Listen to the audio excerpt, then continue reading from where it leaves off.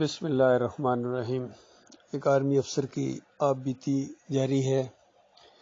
یہ چوتھا ایپیسوڈ اس کے اوپر اپلوڈ کیا جا رہا ہے۔ بیچ میں تھوڑا سا گیپ آ گیا تھا، بھائیوں نے ذرا یاد دہانی کرائی کہ ہمیں بڑی شدت سے اس کا انتظار ہے، آپ جلدی اس کو اپلوڈ کریں۔ تو میں بیان کر رہا تھا کہ کس طرح ایک آفیسر میس کے اندر سے آرمی افسر ایمان افروز واقعات کے ذریعے اڈیالہ جیل تک پہنچا۔ ہماری فوج نے اس افسر کی قدر نہیں کی، حالانکہ انہوں کو صرف یہی بات بتائی گئی تھی کہ اپنے ایمان اور عقیدے کو بالکل درست کرو، اور جو تمہارے اندر یہ شرک کی ملاوٹ ہے، اسی وجہ سے دنیا اور آخرت کی ذلت تمہارے حصے میں آنے والی ہے۔ اور آج 38 سال بعد وہ بالکل میری بات ثابت ہو گئی۔ آج جس طریقے سے امریکہ کی ایک چھوٹی سی دھمکی کے اوپر یہ سارے نیچے لیٹ گئے ہیں، اور اس سے پہلے ایک کمانڈو جرنیل نے ایک کال فون کے اوپر گھٹنے ٹیک دیے تھے۔ اگر میری بات آج سے 38 سال پہلے مان لی جاتی تو آج یہ نوبت کبھی بھی نہ آتی، اور ان چوروں ڈاکوں کو کبھی ملک کے اوپر مسلط نہ کیا جاتا۔ بہرحال یہ اپنی اپنی قسمت کی بات ہے، اپنے اپنے نصیب کی بات ہے کہ 7 پنجاب ریجمنٹ سے اس آرمی افسر کو اس وجہ سے نکلوا دیا گیا کہ یہ کہتے ہیں کہ یہ صبح مارننگ پی ٹی پریڈ کے اندر دم دم علی علی اور یا علی مدد کے نعرے نہ لگاؤ، آپ کا ایک ہی نعرہ ہونا چاہیے، نعرہ تکبیر، اللہ اکبر۔ یہی نعرہ صحابہ اکرام لگایا کرتے تھے، اور اسلامی تاریخ کے اندر یہی نعرہ موجود ہے۔ کوئی شرکیہ نعرہ نہیں لگایا گیا تھا، بلکہ مشرکین مکہ شرکیہ نعرہ لگاتے تھے، یا ابراہیم اگسنی، یا لات بابا، یا منات بابا۔ انہی کے خلاف تو نبی علیہ السلام پوری زندگی جنگیں لڑتے رہے ہیں، علی رضی اللہ تعالیٰ جنگیں لڑتے رہے ہیں۔ اب آپ نے وہی طریقہ اختیار کیا ہے تو اللہ کے اصول تو بدلی نہیں ہوں گے۔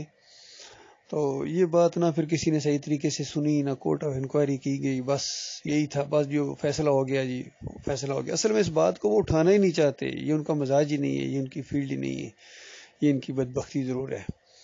یہ بھول گئے ہیں کہ یہ چند دنوں کی زندگی ہے، چند دنوں کی افسری ہے، اس کے بعد اکیلے اکیلے اللہ کے سامنے جانا ہے۔ جس طرح آج کل عمران خان صاحب بھی ڈرا رہے ہیں ان کو کہ دیکھو اللہ کے سامنے جانا ہے، نیوٹرلز تم نے اللہ کے سامنے جانا ہے، ججز تم نے اللہ کے سامنے جانا ہے، اور خود اپنے آپ کو تھوڑا سا بھول گئے ہیں کہ انہوں نے بھی اللہ کے سامنے جانا ہے۔ تو پہلا معاملہ تو یہ ذرا کیس سامنے آئے گا کہ یہ مجھے چھوڑ کر یہ دوسروں کو پکارتے رہے ہو، دوسروں کے رکوع اور سجدے کرتے رہے ہو، وہاں جو بوسے دیتے رہے ہو گنج بخش کے مزار کے اوپر، پہلے ان کا صاحب دو نا، باقی باتیں بعد میں ہوں گی۔ تو اس انداز ہی پھنس جائیں گے سارے کے سارے، بہت برے پھنس جائیں گے، لیکن ان کو ہوش نہیں آ رہا، ان کی آنکھیں نہیں کھل رہی ہیں۔ بہرحال ہم تو اپنے ذمہ دار ہیں بھائی۔ میں نے اللہ کے فضل و کرم سے دعوت توحید کا اعلان کر دیا، اور اپنے علاقے گجرخان تحصیل گجرخان کے اندر خاص کر، اور پھر چکری وکیلاں کے اندر جو بہت ہی زیادہ شرک اور کفر کا گڑھ ہے، پورا علاقہ، ہر علاقے میں اسی طریقے سے اصل میں ہمارے علاقے میں جدھر بھی جاؤ، گلیانہ اتنا بڑا گاؤں ہے، پورے پاکستان کا لگتا ہے سب سے بڑا گاؤں ہے، اتنا زیادہ شرک وہاں ہوتا ہے۔ پھر چھینا، پھر سسرال، پھر کنیٹی، پھر کنیٹ لدو، آگے پیچھے ہر طرف شرک ہی شرک پھیلا ہوا ہے، جرر و تیال۔ بہرحال ہم تو اپنے علاقے سے اس چیز کا آغاز کیا الحمدللہ، اور اللہ تعالیٰ ایسے موقع فراہم کرتا گیا کہ مالک کی شان کے اوپر قربان جاؤں۔ ایک دن ہمارے مسجد کے جو شاہ صاحب تھے، میں نے ان سے پوچھا، وہ امامت کرا رہے، آج جدی پشتیہ امامت کرا رہے تھے، حالانکہ وہ شیعہ مذہب کے ساتھ تعلق رکھتے تھے، لیکن سنیوں کے وہ امام تھے۔ ایمان عقیدے کی کوئی اہمیت ہی نہیں تھی، نہ سنیوں کے اندر نہ شیعوں کے اندر۔ تو بہرحال ان سے میں نے پوچھا 12 ربیع الاول کے موقع کے اوپر، میں نے کہا آج کون سے مولوی صاحب بلائے ہوئے ہیں؟ تو بڑے انداز سے بولے، کہتے ہیں کہ ان گاؤں والوں نے بالکل نااہلی کا ثبوت دیا ہے۔ میں نے ان کو بہت کہا کہ کوئی پیسے جمع کرو تاکہ کوئی نہ کوئی مولوی بلائیں، اور 12 ربیع الاول کے اوپر ہم تقریر کرائیں، لیکن انہوں نے بالکل سنجیدگی کے ساتھ لیا ہی نہیں۔ اور میں آج گیا ہوں، کہتے ہیں کہ سارے مولوی بک ہو چکے ہیں، کوئی بھی کسی کے پاس بھی ٹائم نہیں ہے۔ تو میں نے کہا شاہ صاحب اگر آپ چاہیں تو آج میں تقریر کر دوں؟ تو اتنے خوش ہو، کہتے ہیں ماشاء اللہ ماشاء اللہ، بالکل آپ تقریر کر دیں، میں چابی آپ کو دے دوں گا، اور رات کو آپ جو ہے نا اپنا وہ لاؤڈ سپیکر کا وہ جو الماری کے اندر ہے اس کو کھول کے آپ بالکل تقریر کریں۔ تو میں ایک دو ہمارے اور بھائی تھے، ساتھی تھے، ہم چلے گئے وہاں۔ ان کی جب عشاء کی صلاۃ وغیرہ ختم ہو گئی آ گئے تو ہم نے وہاں پروگرام کے مطابق تقریر کا آغاز کیا، اور پوری میں نے وہاں 12 ربیع الاول کے دن جو نبی علیہ السلام کی وفات کا دن ہے، پورا وفات النبی، وفات ختم الرسل میں نے وہاں پڑھ کے گویا سنا دیا، اور پوری طرح ثابت کیا کہ 12 ربیع الاول کو نبی علیہ السلام کی وفات ہوئی ہے۔ اور اس دن تو صحابہ بہت پریشان تھے، امہات المومنین پریشان تھیں، مومن پریشان تھے، ہاں منافق خوشیاں منا رہے تھے، اور عمر بن خطاب رضی اللہ تعالیٰ نے جب دیکھ لیا کہ یہ بے ایمان آپس میں آنکھوں کے اشاروں سے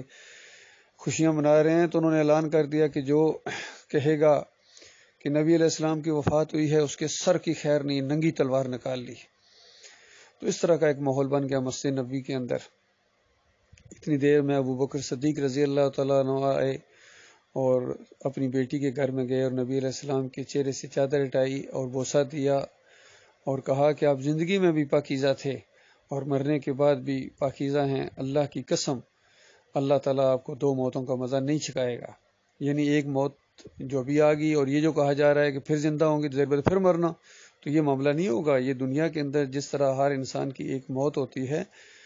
اسی قاعدے کلیے کے تحت آپ کو بھی موت آئی ہے، اور اللہ تعالیٰ آپ کو 2 موتوں کا مزہ نہیں چکھائے گا، کیونکہ موت ایک سخت چیز ہوتی ہے۔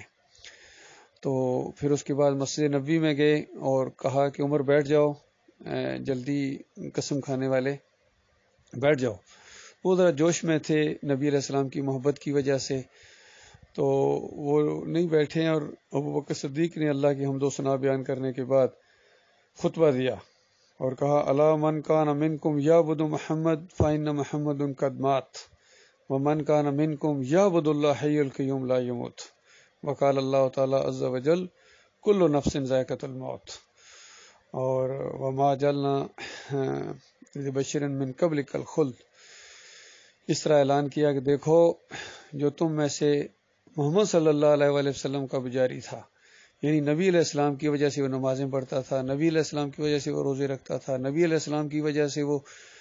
حج اور عمرے کرتا تھا، یا جہاد میں حصہ لیتا تھا، یا اور دینی کام جو بھی کرتا تھا نبی کو خوش کرنے کے لیے، تو وہ سن لے کہ آج تو پھر اس کا معبود فوت ہو گیا، وہ تو نبی علیہ السلام کو تو وفات ہو گئی، اور وَمَنْ كَانَ مِنْكُمْ يَعْبُدُ اللَّهَ حَيَّ الْقَيُّومَ لَا يَمُوتُ، اور تم میں سے جو اللہ کو خوش کرنے کے لیے، یعنی اپنے مالک اور خالق کو خوش کرنے کے لیے وہ نبی کے اوپر ایمان لائے اور نمازیں پڑھیں، پھر روزے دیے، پھر روزے رکھے، عمرہ حج ادا کیا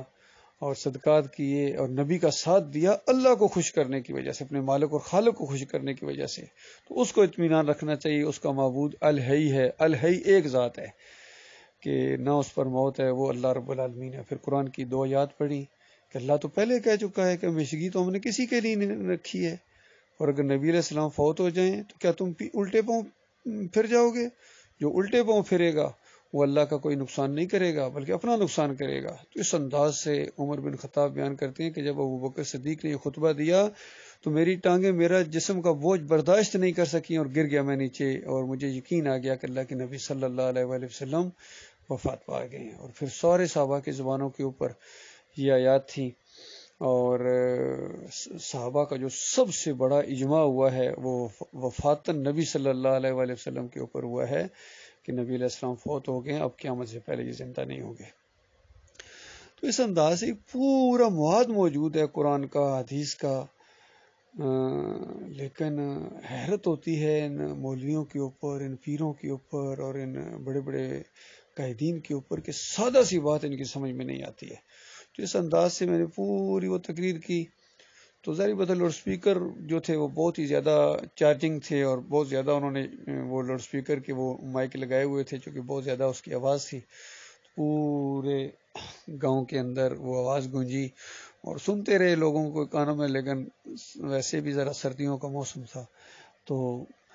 وہاں یعنی آیا کوئی نہیں مسجد کے اندر۔ البتہ صبح صبح جو فجر کی نماز کے بعد ان لوگوں نے شاہ صاحب کی جو پریڈ لی نا کہ کس نے اجازت دی تھی ان کو یہ تقریر کرنے کی، شاہ صاحب نے کہا کہ میں نے اجازت دی تھی، اور میں نے تمہیں کہتا تھا کہ کسی مولوی کا انتظام کرو، جب تم لوگوں نے نہیں انتظام کیا ہے تو اس نے میرے سے آ کے پوچھا ہے تو میں نے اس کو چابی دے دی ہے، میں نے کہا تھا اس کو تقریر کرو۔ تو بہرحال بہت زیادہ وہاں جمعے کے دن، دوسرا جمعے کا دن تھا میرے خیال میں، یعنی بہت بڑی گیدرنگ تھی ان کی، تو بہت زیادہ ہنگامہ ان کے اندر ہو گیا کہ بلکہ اس جو علاقے کے 2-3 اور مولوی تھے انہوں نے پہلے پیسے دیے کہ دیکھو ہم پیسے دیتے ہیں، فنڈز اکٹھا کرو اور مولوی لے کے آؤ۔ اسی دن وہ رات کو مولوی لے کے آئے اور سارا کفر و شرک کو اس نے بیان کیا جو ہمیشہ بیان کرتے ہیں۔ تو بہرحال ہمارا کام تو بات کو پہنچا دینا تھا، تو اس انداز سے لوگوں کے سامنے کھل کے جب دعوت آئی تو وہ بہت ہی زیادہ انہوں نے ریئیکشن کیا، اور پھر انہوں نے ایکا کرنے کے بعد کیس کروانے کی کوشش کی، اور یعنی تاکہ ان کے خلاف قانونی کارروائی کی جائے کہ یہ اس طرح لوگوں کو ورگلاتے ہیں۔ خاص کر میرے اوپر یہ زیادہ ان کو ٹارگٹ تھا کہ ارشد گلیوں میں کھڑا ہو جاتا ہے اور لوگوں کو کہتا ہے کہ اللہ کے علاوہ کوئی داتا نہیں، کوئی دستگیر نہیں، کوئی مشکل کشا نہیں، کوئی حاجت روا نہیں ہے، نہ بابا صاحب سبحان کچھ کر سکتا ہے، نہ نگروڑے والی سرکار کچھ کر سکتی ہے، اور نہ کلیاں والی سرکار کچھ کری ہے، سارے مردے ہیں، ان کے اندر زندگی کی رمق تک باقی نہیں ہے۔ تو اس انداز سے پھر علاقے کے اندر یہ دعوت کا ایک ماحول شروع ہو گیا، اور اس کے بعد کچھ لوگوں نے ساتھ بھی دیا انشاءاللہ اللہ کے فضل و کرم سے۔ تو انشاءاللہ باقی جو معاملات آگے چلتے گئے بہت ہی دلچسپ ہیں اور بہت ہی زیادہ ایمان افروز ہیں، ان کا انشاءاللہ سلسلہ جاری رہے گا۔ اللہ تعالیٰ غور و فکر کرنے کی توفیق عطا فرمائے۔